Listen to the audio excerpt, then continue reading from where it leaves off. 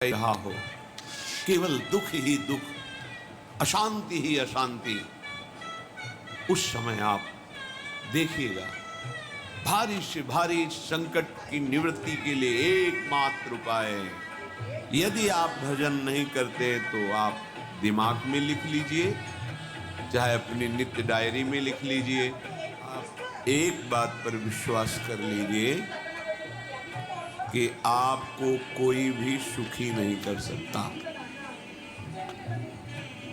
यदि आपको कोई सुखी कर सकता है तो आप हैं। बिल्कुल घनीभूत अर्थात ठोस बात है, इसे समझ लेना। यदि आप अपने विचार के द्वारा, विवेक के द्वारा अधर्माचरणों का त्याग करके धर्म पूर्वक जीवन व्यतीत करते हुए भगवान नाम जप करते हैं, तो पूर्व पाप कर्म के अनुसार जब देह रचा गया तो उसमें जो प्रारब्ध दुख सुख का है वो तो आएगा, पर आपको परास्त नहीं कर पाएगा। और आगे आपके लिए महासुख है जो दुख और सुख दोनों से परे है। अखंड प्रसन्नता, अखंड आनंद, वो केवल आपके करने से होगा। उपदेश मिल सकते हैं, मार्ग बताया जा सकता है, आपको सहयोग मिल सकता है, पर चलना आपको होगा। यदि आप नहीं चले तो ये कहीं भ्रम हो कि मैं कहीं जाऊं और मेरी दुख निवृत्ति हो जाए, तो इस भ्रम को छोड़ देना। क्योंकि हम आप तो बहुत छोटे हैं, अर्थात बहुत लघु तपस्या, लघु पुण्य वाले हैं। हम उन महापुरुषों की बात करते हैं जिन्होंने आजीवन ऐसा तप संचय किया, फिर भी उनके शरीर में भारी से भारी दुख देखे गए। ये दुख और सुख एक भ्रमात्मक इंद्रजाल है माया का, ना दुख है न सुख है। जैसे जो सपने सिर काटे कोई, बिन जागे दुख दूर न होई। ऐसे स्वप्न में तुम चक्रवर्ती सम्राट बन जाओ तो जगने पर तुम थोड़ी रहोगे, तुम जो हो वही हो। हम भगवान के चिदानंद अंश हैं। ये भूलकर हम अपने को स्त्री पुरुष, अच्छा बुरा, धनी निर्धन, दुखी सुखी आदि बहुत सा प्रपंच है, इसे हम अपने दिमाग में बैठा लिया। जब तक आप ये प्रपंच नहीं छोड़ोगे तब तक आपको सुखी कोई कर ही नहीं सकता। क्योंकि दुखालयम नाशवान संसार का तो तुमने अस्तित्व रखा है।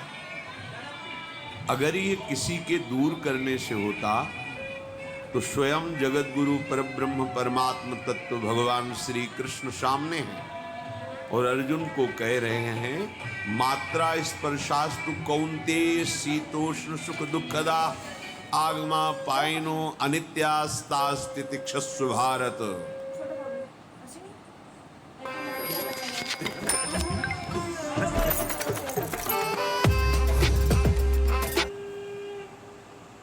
हे भारत, हे अर्जुन, ये आने जाने वाले अनुकूलता प्रतिकूलता, गर्मी शीतलता, अर्थात काम क्रोध लोभ मोह मद मत्सर अपमान निंदा, ये सब ताप पहुंचाते हैं। अनुकूलता सम्मान यश कीर्ति धन वैभव, मानी हुई मान्यता, ये सब शीतलता पहुंचाते हैं। ये उष्णता और शीतलता, अनुकूलता और प्रतिकूलता आने जाने वाले हैं। भगवान ये नहीं कह रहे मैं मिटा दूंगा, कह रहे तास्ति तिक्षस्व भारत। हे अर्जुन, ये तुम्हें सहना होगा। यदि तुम इसे सह गए तो तुम्हारे हृदय में ऐसी स्थिति प्रकट हो जाएगी कि फिर ये स्पर्श भी नहीं कर पाएंगे। सहने से तुम्हारी भक्ति बढ़ेगी, तुम्हारा चिंतन बढ़ेगा, तुम्हारा स्मरण बढ़ेगा।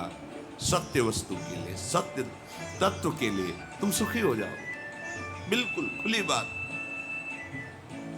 आडंबर नाटक पाखंड इसकी जरूरत नहीं। प्राकृतिक भोगों में सुख बुद्धि देहाभिमान, विद्या रूप महत्व कुल धन यौवन अभिमान, यही तुम्हारे दुख का मूल है और ये कोई दूसरा नहीं हटा सकता। ये तुम्हें अपने विवेक सत्संग से प्राप्त हुए विवेक के द्वारा, शास्त्र स्वाध्याय से प्राप्त हुए विवेक के द्वारा इसे तुम्हें त्यागना है। दुख तुम पकड़े हो तो छुड़ा कौन सकता है? छुड़ाना तो आपको ही पड़ेगा।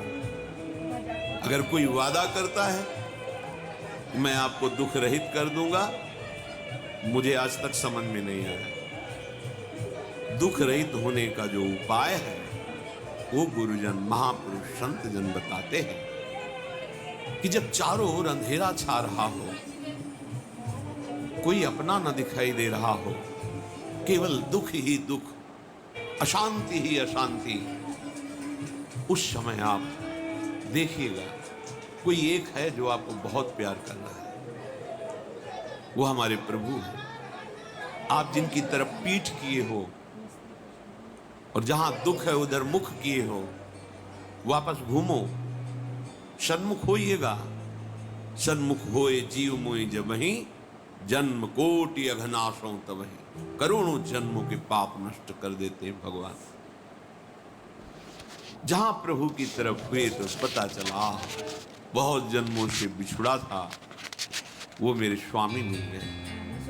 भारी से भारी संकट की निवृत्ति के लिए एकमात्र उपाय भगवान श्री हरि का आश्रय, उनके नाम का जप। सत्य मान लीजिए, आडंबर से कुछ नहीं होना। चाहे जितने जंतुर बांध लो, चाहे जितना जो कुछ जादू टोना जो मन आवे सो कर लो,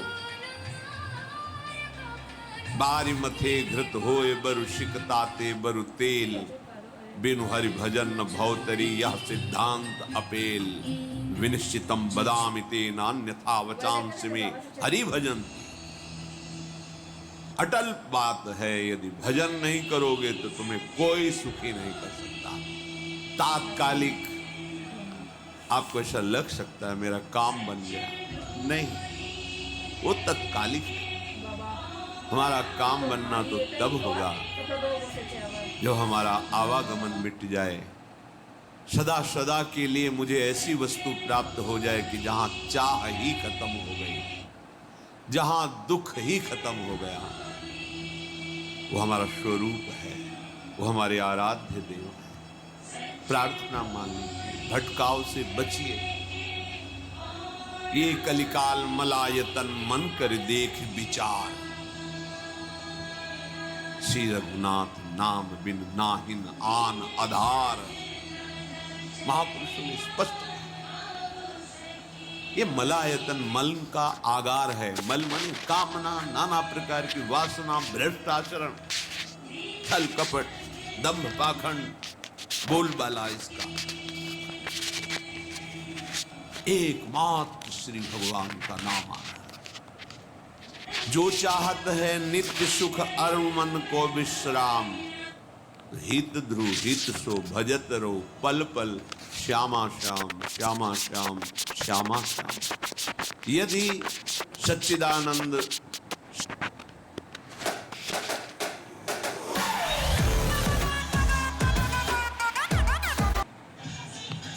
शाश्वत सुख चाहते हो, जहां से कभी हटना न पड़े, केवल सुख ही सुख है, आनंद ही आनंद है, और मन का विश्राम चाहते हो कि भाग दौड़ मन की मिट जाए, तो बस प्रेम से बोलते रहो श्यामा श्याम श्यामा श्याम, राधे श्याम, राधा राधा राधा वल्लभ। ये बड़ी शोध करके महापुरुषों ने बात कही है।